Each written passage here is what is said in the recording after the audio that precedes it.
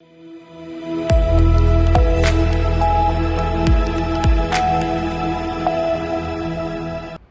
के बाद स्वागत है आपका एक बार फिर से सी न्यूज भारत में। इस वक्त में आपके साथ ऋचा सिंह। आइए रुक करते हैं अगली खबर की ओर।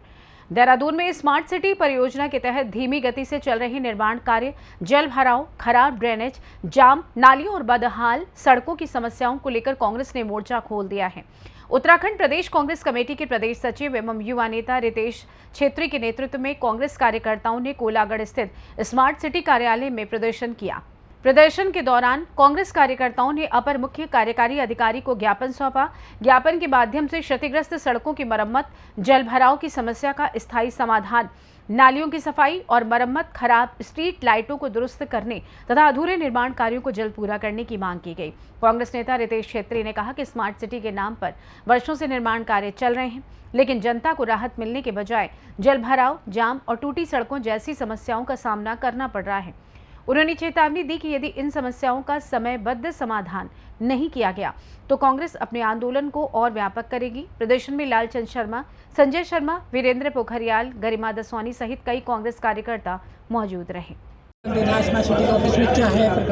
देखिए, आज जो हमने विरोध दर्ज कराया है, हमने स्मार्ट सिटी के खिलाफ नहीं कराया। जो स्मार्ट सिटी में जो कार्य आए थे, जिसका फायदा एक आम जनता को मिलना चाहिए था, जब वो आम जनता को उसका स्मार्ट सिटी का फायदा नहीं मिल रहा है, तो हम इसके विरोध में आज स्मार्ट सिटी को ज्ञापन देना है। और हम स्मार्ट सिटी को चेताना चाहते हैं कि अगर ये इनका जो काम है, जो इनका स्वीकृत हुआ था काम, अगर वो जल्द से जल्द पूरा नहीं किया तो हम इसमें जल्दी तालाबंदी का कार्य करेंगे। क्या शिकायतें हैं? देखिए, आप सड़क में निकल जाएंगे।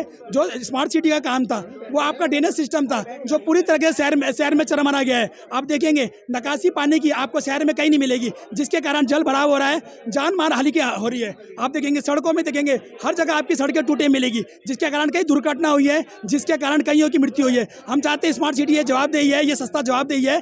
किन कारणों से इन्होंने धन स्वीकृत हुआ था, ये धन कहाँ गया है? हम ये आम जनता के बनाते, हम इनसे स्मार्ट सिटी से पूछना चाहते हैं, जो धन स्वीकृत हुआ है, क्या वो सिर्फ नेता और अधिकारियों के घर बनने के लिए हुआ है या जनता को सुविधा देने के लिए हुआ है?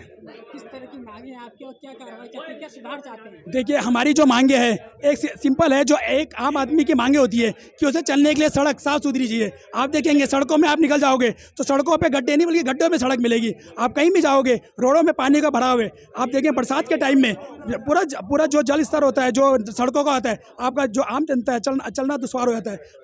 आप देखेंगे जितना परिवार है, बच्चे स्कूल जाने के लिए नाकाम होते, नहीं जा पाते। तो कई चीज़ें है कि जो स्मार्ट सिटी है, जो इनका ड्रेनेज सिस्टम है वो पूरी तरह से फेल हो रखा है, पूरी तरह से चरमरा गया है। और जो इनका विकास है स्मार्ट सिटी का सिर्फ कागजों में रह गया है। हम चाहते हैं वो जो इनका कागजों में जो इनका विकास है वो धरातल पे आए। भाई, सरकार दावे करती है कि हम तरह तरह के विकास कार्य कर रहे हैं, तो इस पर आप देखिए, ये धाकड़धामी के वादे हैं। धाकड़धामी के वादे पोल खुल चुकी है। अब आम जनता उन्हें 2027 में इन्हें आईना दिखाने का काम करेगी और निश्चित तौर पर जो इनकी नाकामी है 2027 में कांग्रेस की सरकार सत्ता बनाएगी और सत्ता पे आएगी और बीजेपी को सत्ता से बाहर करेगी। आप यहाँ पर आए स्मार्ट सिटी के ऑफिस में, क्या है मुख्य मांगे? जो मुख्य देहरादून का शहर है, उस शहर की जो बदतर हालत आज की तारीख में हो रखी है और स्मार्ट सिटी बड़ी बढ़ चढ़कर दावे करता है, उस सारी पोल खुली पड़ी है इनकी सामने। उसके विरोध में आज कांग्रेस पार्टी यहाँ पर धरना और अपना प्रदर्शन करने और अपना ज्ञापन देने के लिए आई है। तो क्या मांगे, क्या सुधार चाहते हैं आप? देखिए, सबसे बड़ी बात तो ये है कि आज यहाँ आने के उपरांत जो सरकारी तौर पे, आधिकारिक तौर पे बातों का खुलासा हुआ है, बड़ी शर्मनाक है।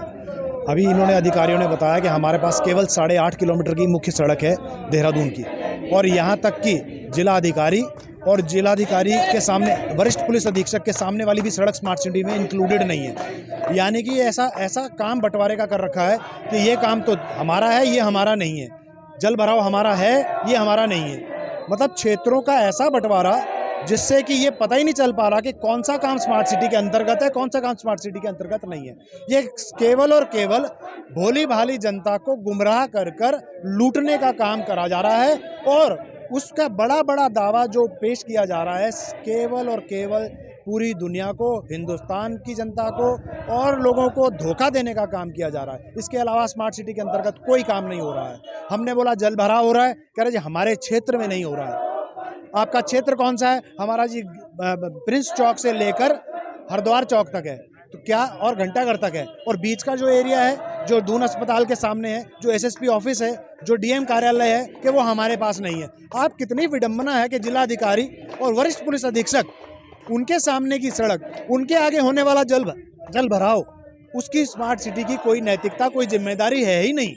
आपके कहने का मतलब है सरकार एक तरफ दावे करती है कि हमने विकास कार्य किया है, वही प्रशासन अपनी कार्रवाई से बचता है, कार्यों से बचता है, वो बंदरबाट करने में लगा हुआ है। बिल्कुल ठीक बात है। अभी पहले इन्होंने बोला कि एक जो आपका एक ठेकेदार था जिसने गलत काम कर रखा था, जिसने नीचे का एरिया ठीक ना करके उसी के ऊपर टाइलें लगा दी थी, उसको हटा दिया गया है। आज वह पुनः काम कर रहा है।